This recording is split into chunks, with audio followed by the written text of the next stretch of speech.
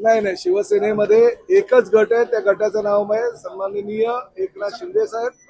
आणि एकनाथ शिंदे साहेबांच्याच माध्यमातून आज आम्ही मार्गक्रमण करतोय. शिवसेना प्रमुख आदरणीय बाळासाहेबांचे विचार पोहोचवण्याचं काम शिवसेना म्हणून आम्ही करतोय. संघटनेचे पदाधिकारी म्हणून, मंत्री म्हणून, आमदार म्हणून आम्ही करतोय.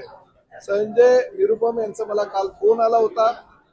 ह्या संदर्भात त्यांनाही मला माहिती विचारली, त्यांनी पत्रही दिलं. मी संजय निरुपम साहेबांच्या मागणीवरून 28 आता 28च्या ऐवजी 29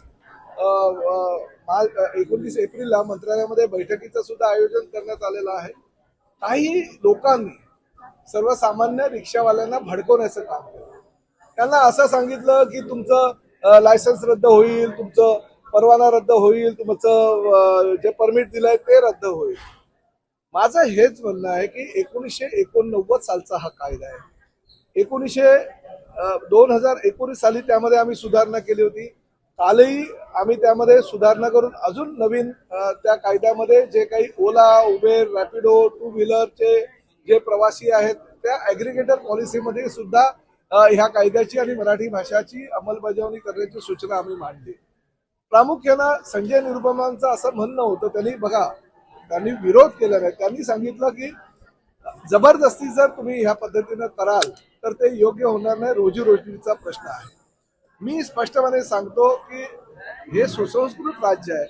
महाराष्ट्र राज्यामध्ये नोकरी, धंदा, व्यवसाय निर्माण करणारं हे राज्य आहे.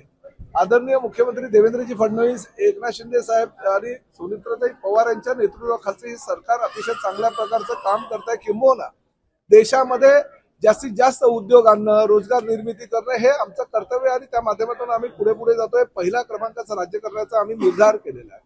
आणि अशा परिस्थितीमध्ये कोणाचा रोजगार हिरावून घेणं हे आम्ही बिलकुल सहनी करू शकत नाही आणि आम्हाला ते चालूही शकणार नाही.